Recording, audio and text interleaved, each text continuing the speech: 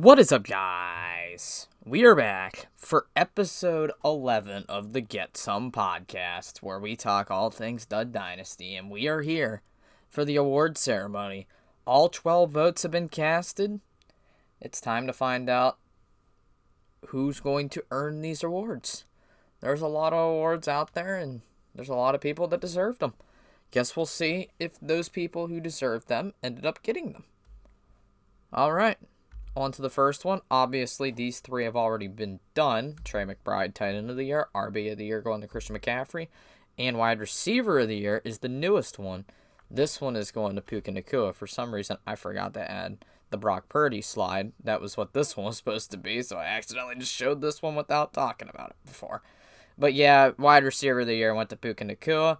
He got 8 of the 12 votes. The other 4 all went to JSN. Makes sense. So congratulations to Puka Nacua on getting wide receiver of the year. And then quarterback of the year. Yeah. We had a 6-6 tie. The final 2 votes, I believe, both went to Drake May, which ended up pushing this into a tie. So yeah, Drake May, he finds a way to tie Josh Allen. That's not an easy thing to do. I'll say that much. I love how these photos have flipping 1 star on flipping Allen's while it's 2 stars on May. So yeah, Allen was literally like younger in this photo. He looks fucking old in that photo too. I don't know. All right, on to the next one. MVP, it went to Christian McCaffrey. I mean, I'ma just say I didn't vote for Christian McCaffrey, but I understand the people who did. I honestly do not understand the 2 people that voted JSN or Puka Nacua, though. Especially JSN. But anyways, on to as far as Christian McCaffrey. He had a hell of a season. I can't blame anybody for voting for Christian McCaffrey, but I think Trey McBride finishing a whole 105 points above tight end 2 is just insane. And you can't get that type of value anywhere else in fantasy football. So that's why I picked him as the most valuable player rather than the best player. But as far as the next award, the most influential trade, which got 6 votes, it was the deal that included Chris Olave, Dalton Schultz. I want to say Jordan Mason was in that deal going to Brett or something. And Breece Hall also going to Mo. There was like a first and a second. I mean, yeah, it was the first time a first-round pick was traded. So, yeah, it was a pretty big trade. So, it deserves its spot here. Each of Chris going out and giving up Luther Burden in a second for A.J. Brown. And Phil's deal with Patrick Mahomes included. Both got 3 votes each. I think I've been saying 4 votes for 25%. That would be 3. I'm terrible at math, as you can tell. And then as far as the next one, the most win-win deal, that one went to the Phil deal with Ryan. Yeah, this one was a very close vote. If my math ain't doing me wrong, I think that's 5 votes. I'm pretty sure this one had 5. 4 votes for the Nixon Love deal. Yeah, it's Love. And then the A.J. Brown deal had another 3 votes.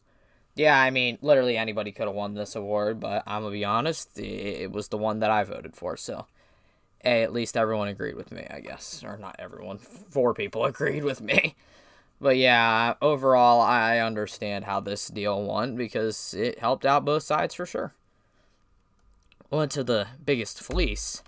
That was the J.K. Dobbins deal with Keenan Allen in a second going Chris's way and J.K. Dobbins going Eric's way. I'm going to be honest, I didn't vote this one, and I honestly think this was the craziest one that ended up winning. I mean, no offense, it's an insane trade for Chris, but like, Keenan Allen wasn't insane down the stretch, while Travis Etienne was insane down the stretch and got so much better when he was on Ryan's team, while Blake Corum really hasn't done anything, and also a 4th-round pick. Yeah, that was selling very low on Travis Etienne. To be honest, I will say I didn't want Travis Etienne, so maybe I'm the idiot in this equation. Yeah, I feel like a lot of people thought Travis Etienne sucked and just didn't want him, so that's why Ryan got him for a fourth and Blake Corum. I mean, yeah, I mean, that's really how he got him, but hey, I guess I can see that. The Alabadi and Tyreek Hill trade got 2 votes, and then the other J.K. Dobbins deal, which, what was this? Oh, that was the Shadur one. Yeah, I got 1 vote. And then is the first round draft pick of the year. It went to Ashton Genty. Funny enough, the first 7 votes, I don't think Ashton Genty was in one of them. And then all of a sudden, he got 4 votes, and that was enough to win him the vote. Yeah, this one was very close. 4 votes to Ashton Genty. 3 votes to each of Tedoroak McMillan and Tyler Warren, who I voted for. And then as far as Chris's, RJ Harvey also got 2 votes. I'm going to be honest, I didn't think RJ Harvey was that insane, but I mean, I guess it was a good value pick if you think about it. Because I did list him as the 5th best, in my opinion, of the guys who were drafted in the first round. He went 7th, so technically there was some value there, so I can't say it was a bad pick. Plus, he's got a ring on his finger, unlike any of the other rookies here. So, yeah, I mean, I can't blame anybody for voting him, I guess. But, yeah, Ashton Genty, I mean, that was my second choice, so I'm not terribly mad about that. I mean, literally, I only really voted Tyler Warren because of the value, because 109 is a better value than 102, in my opinion. And he had, I think 11 points per game, while Ashton had about 14 and was, RB 11, while Warren, I think, was tight end 4. He had a tougher end of the season just because he didn't really work out well with Phillip Rivers, but I can't totally blame him for that. And then on to the next one. We got mid-round draft pick of the year. Browns fans rejoice. Harold Fannin has won an award. 8 votes. I mean, yeah, he pretty much almost sweep the field here. I mean, this is as close you're going to get to almost to a sweep, aside from one other one that we got coming up. And yeah, 8 votes. Dart got 4. Quinshawn didn't get a single one. Maybe I shouldn't have included Quinshawn here, but honestly, I thought Quinshawn was earned a spot to be listed here. But overall, yeah, I mean, yeah, this was Harold Fannin's award to lose. If Dart would have played more games, I might have voted for Dart, but Dart didn't play more games, so yeah, Harold Fannin earned it. And then as far as late round draft pick of the year, it is Kyle Monangai. I ended up voting Monangai, but honestly, I was a little surprised with how the voting went, because 5 of the votes went to Woody Marks. I'm gonna be honest. Wait, is that 5? Wait a minute. Either way, I think that's 4. That's 4, while Monangai got 4 or 5, and Shock got 3. Holy crap, I'm terrible at math. And Oronde got 0 votes. I'm gonna be honest, I was surprised Oronde got 0 votes. I mean, be honest, my vote was between Monangai and Oronde. Just because I like the value more on those late 5th than I like the value on those 4s. Especially the Woody Marks pick. I mean, I'm not saying it's a bad pick. I mean, it's one of the better value picks of the draft. I mean, there's a reason it was listed on here, so I'm not going to blame anybody for voting him. But honestly, that was my 4th choice. But Woody, prove me wrong. That's where I'm at with Woody Marks.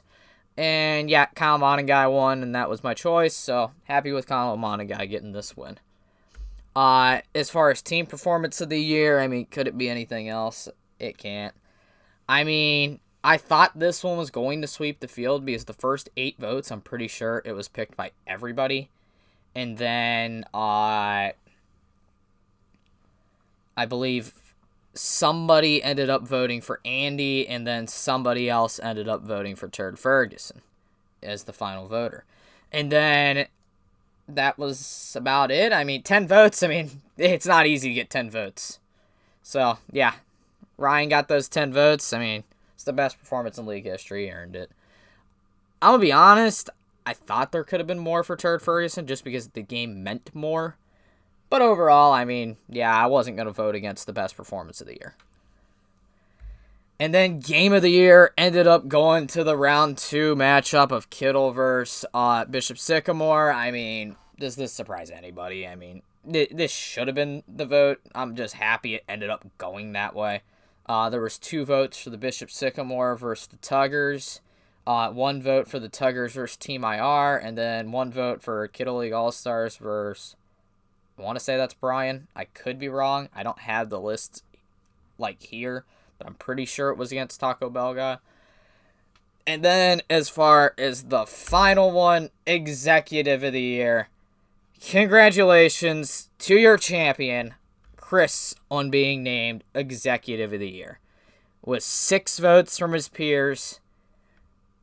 And I don't think he voted for himself. So I'm pretty sure it was 6 votes from his 11 peers. Yeah, I mean, in my opinion, I voted Chris. Chris earned it, in my opinion. I mean, the way he played all season, I mean, you could tell this was one of the better teams in the league. Even when he was like 3-5, I was like, man, this dude should not be 3-5. Like, this dude has had such a tough schedule so far. I mean, there was one point where I think he was, like, 1st in points and, like, 2nd in team allowed. Like, what in the hell? I mean, like, how are you supposed to play when that's, like, what's happening every game? But overall, he ended up getting to the playoffs, and that's all that mattered. He got to the playoffs as the 1 seed still, even starting 3-5. He was in a situation where he got in, and that's all he needed. Because in the playoffs, he got even better. Because he won his first matchup by like 60 points and won his second matchup by like 30. Yeah, I mean, no offense to Andy. He did take a 12th place team to a 6th place team. But there was a little bit of a weird situation with that 12th place team that he didn't like to set his team. But he did have some good players. But I will say Christian McCaffrey wasn't Christian McCaffrey last year. That was partially a difference. And that's what helped Andy be so good, was Christian McCaffrey. Eric getting 2 votes.